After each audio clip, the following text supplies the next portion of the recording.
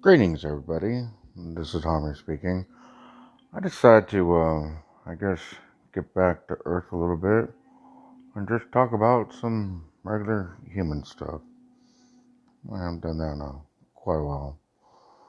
As usual, I have no idea what I'm about to say. I just hit the record button and start talking, and hopefully I say something intelligent.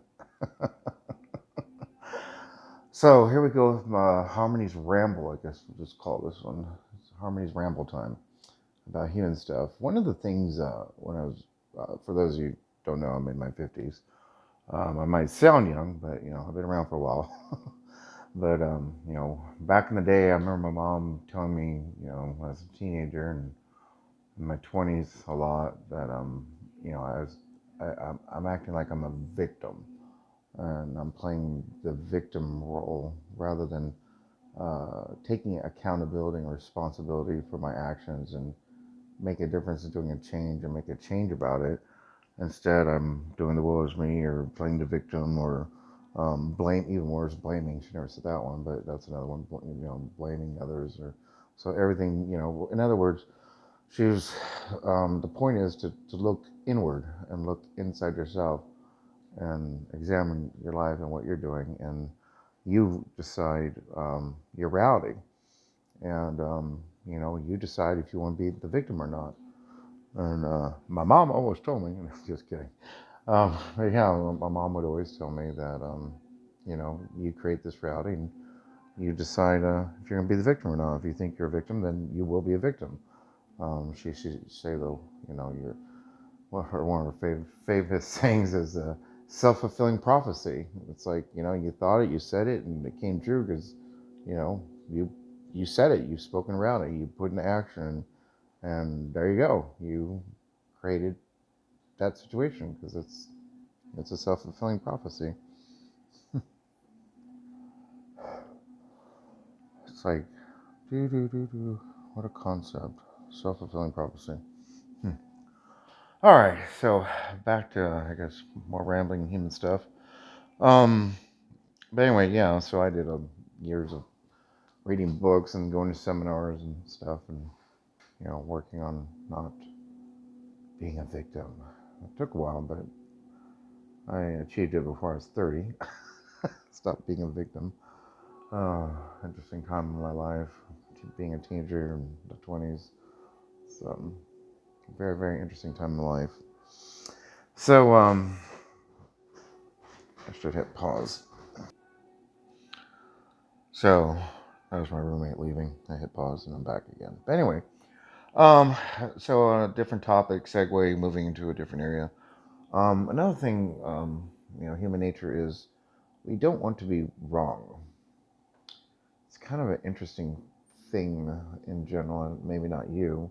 I'm talking broad generalizations. It seems like humans just don't want to be wrong. You look at the workplace when someone messes up, the supervisor manager calls them over, and what do? They start coming up with excuses and explanations and justifications, and meanwhile the supervisor, whoever, is just like, yeah. Can you do you understand what I'm trying to say? And just don't do it again. And this is how to do it the right way. And that's all I'm trying to say to you. I don't need all these 10,000 excuses. Um, you know, you know what to do now. Go back to desk. Have a nice day. But we tend to come up with all these excuses. It's interesting, even in the personal life and relationships and whatnot. You know, maybe not you. I'm just talking in general. I know I've been this way. It was a long time ago.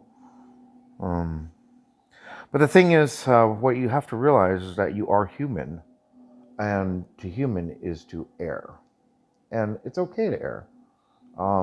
You're not supposed to be perfect because, well, I guess in a philosophical way and spiritual you are, but we're trying to get things back to the human level for a minute. We tend to go out there do so often. So anyway, sorry, just a minute.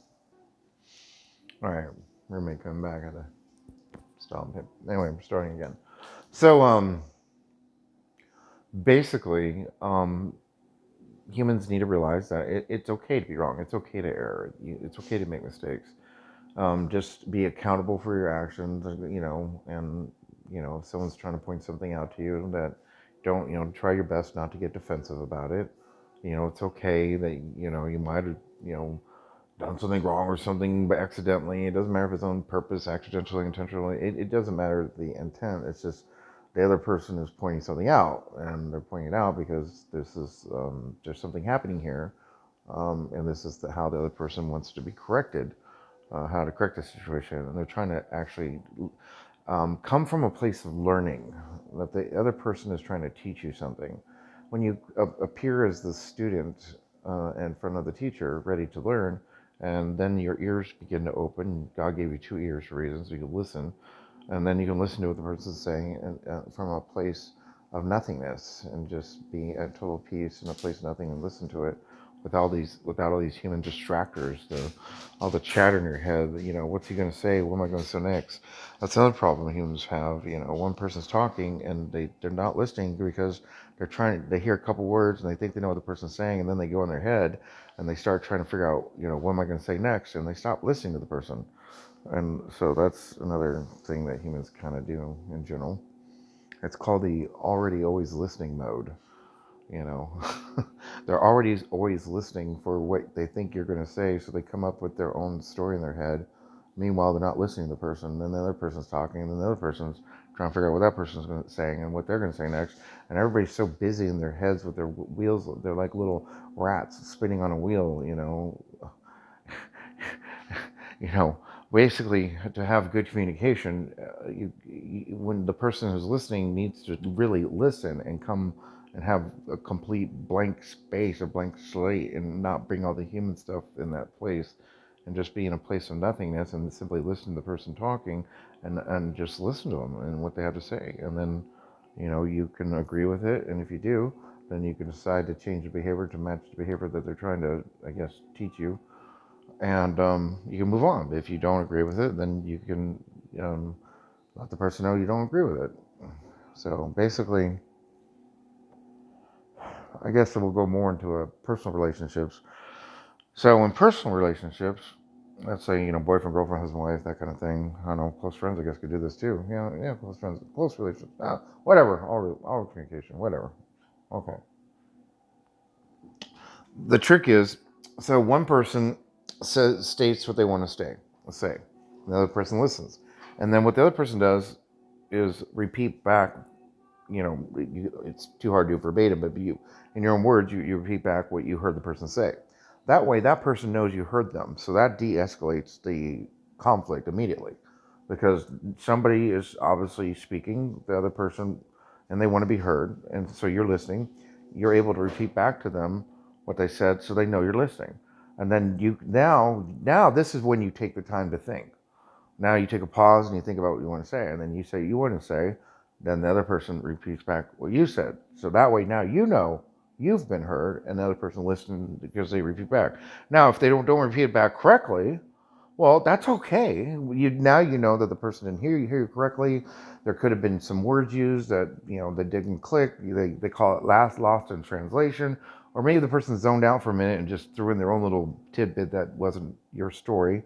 So by them saying what you said out loud, everybody knows what was said. So now there isn't going to be that he said, you said, no, this is what he said, this is what he meant. It doesn't, you don't end up in this big, huge communication battle, in other words. So that de-escalates the communication battle. So after each person says what they want to say, the other person repeats back. Then the person says what they want to say, then the person repeats back. Then the next stage of the communication is to discuss the solution. One person discusses a solution, that person can repeat back. You say your solution, the other person repeats it back. And then at the third stage is you can agree to disagree. And if you agree, you move on and have a nice day. So, I guess that's enough rambling for tonight. Maybe I'll do this again. Who knows? All right. Until everybody. Oh, yes, let's do that. So, as I always say, as the sun sets and the sun rises, as many times as you can, it does not matter what your religion nor what your belief is. Simply come to that quiet, peaceful place and feel your space. with a complete void of nothingness. Just a big void of nothingness. So peaceful and so calm. So wonderful. And then you feel the void with pure, true source God energy. Filling it up, filling it up, filling it up. Bathing. You're just bathing. And then you feel your feet become like roots in the ground, and become grounded and shoot your feet into the ground like tree roots growing. And then shoot this energy out through your feet down into the earth and let it go through. And then you feel this beautiful waterfall of true source God energy coming through the top of the head, through the eyes, the mouth, the throat, the chest, the solar plex. Stomach, the hips, the thighs, the knee, the calf, the feet out to the earth beneath your feet. And you just feel this beautiful waterfall of energy flowing all through you. And then when you're done with this beautiful energy at the end, fill yourself the space up with just energy again. And then explode it out when you're ready. Like a love bomb, and spread pure true source God energy all throughout this routing. And that is how each and every one of you will continue to do, and at this moment you're doing, to change and help this routing. We all thank you for being here and your efforts and your struggles. We know it's not easy. We know it's not easy. We know it's very, very hard. The cries have gone all throughout the universe, and there's many, many beloved beings and species that are here helping at this time. You are not alone.